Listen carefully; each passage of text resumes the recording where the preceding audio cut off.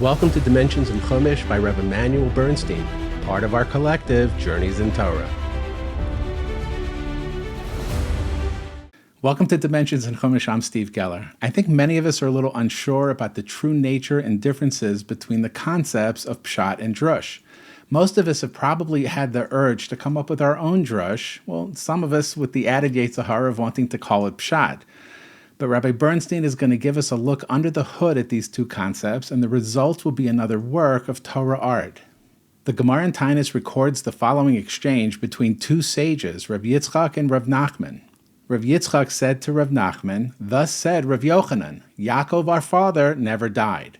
Rav Nachman said back to Rav Yitzchak, "Was it for nothing that the eulogizers eulogized Yaakov, and the embalmers embalmed him, and the buriers buried him?" Rav Yitzchak replied, "I am expounding on a verse, as it says, 'And fear not, my servant Yaakov,' says Hashem, 'and do not become broken, Yisrael, for behold, I will deliver you from afar, and your descendants from the land of their captivity.'" We see that the pasuk equates Yaakov and his descendants. Just as his descendants are living, so too Yaakov is living. This exchange is just a little perplexing. Rav Yitzchak's answer appears to have entirely sidestepped Rav Nachman's objection that the simple meaning of the psukim indicates that Yaakov died.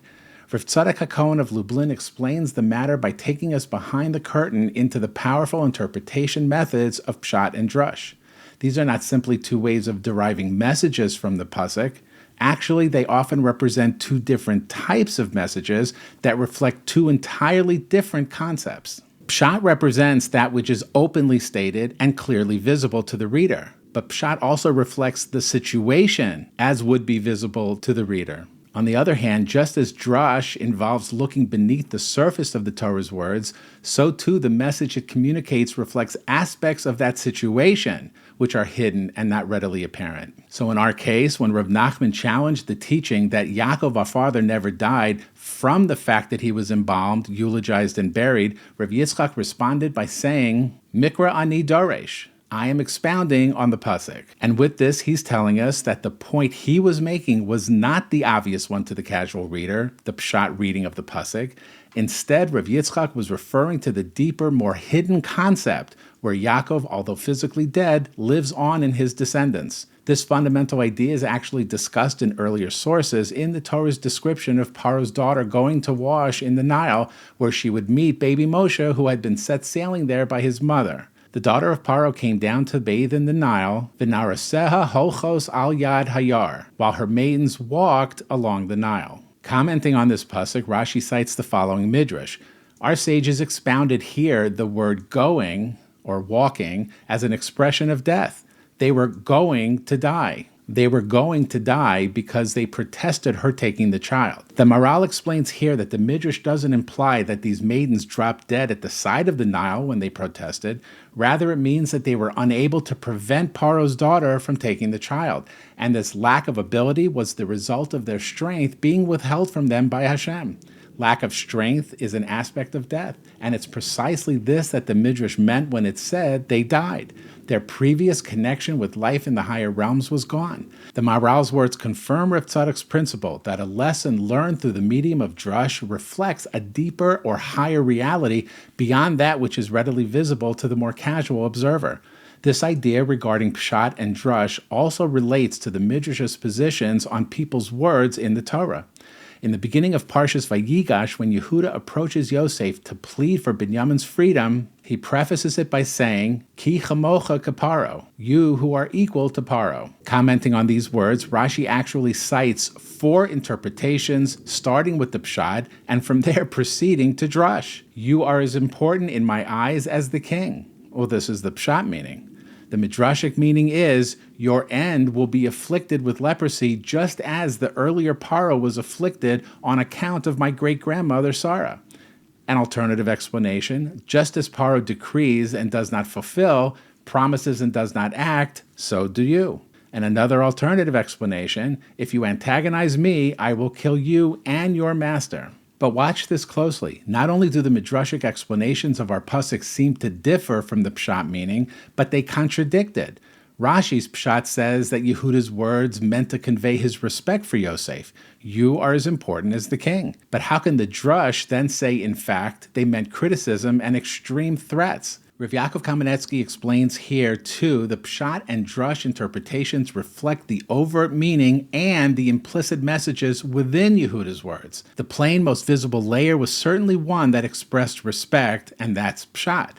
However, in conversation, people sometimes accompany a straightforward message with some additional undertones, some insinuations, implications. For people who can read intonation, body language, and choices of wording, they will perceive a composite, blended message, much more information of what the person is really trying to say. It's these added messages that the drush draws out in a deeper analysis of Yehuda's words. Think about it. A person in Yehuda's position, accused of both spying and theft, to merely say that the second in command is like the king himself is redundant at best, but it's also potentially dangerous as well. Additionally, the words ki chamocha kaparo literally mean for like you, like Paro, which indicates other layers of comparison between the two of them. Rav Yaakov concludes that this is a major concept when learning midrashim like these. The interpretations of pshat and drush in the pasuk are actually reflecting the pshat and the drush in the person. And taking this one step further, there are times when the hidden or inner element identified by the drush refers not to the event itself, but to its role within the episode being described. An example of this is in the episode of the golden calf, where the pasuk says, Vayar Aaron v'yiven mizbeach lefanav. Aaron saw and built an altar before them. The pasuk does not explain exactly what Aaron saw that led him to build the altar for the people. Rashi cites the explanation of the Midrash that Aaron saw that Hur, who protested the making of the calf, was killed by the people. Aaron figured that if he too were to protest, the people would kill him too, rendering their sin so grievous as to be beyond any hope of rectification. And that was why he made the altar. But notice again, this discussion takes place in the realm of drush, not because Hur was murdered in a hidden or inner way, but because Hur's murder was the inner reason for why Aaron acquiesced to the people's demand to make the altar. We also have to consider why the aspect identified by the drush was hidden from open view at that moment. This leads us back to recognizing the respective roles of pshat and drush in actual halacha. It now seems their relationship within the pasuk appears to be reversed. The reality is represented specifically within the interpretation of drush and not pshat. Pshat alone doesn't tell us the actual real story. Another classic example of this is the famous pasuk in Mishpatim, ayin tachas ayin, an eye for an eye. The simple meaning of this verse is that a person who takes someone's eye out is punished by having his own taken out. But as we know, based on the midrashic explanation of the pasuk, the halacha does not require this. Instead, he pays monetary compensation equal in value to the victim's eye. In this case, we see that the halachic reality is determined by the drush and not the pshat. How is this to be understood in the context of their respective roles that we discussed earlier? Well, here too, the suggestion expressed by the pshat is that the literal penalty of an eye for an eye is the expected verdict. But the actual punishment of financial restitution is the product of deeper considerations as expressed by the Gemara in its discussion of ayin tachas ayin, and is actually determined by the drush. All of this is certainly food for thought, as I don't know how many of us considered that the drush, not the pshat, could inform the actual halacha. This will redefine what we see when we look more deeply for an understanding of the worlds of pshat and drush.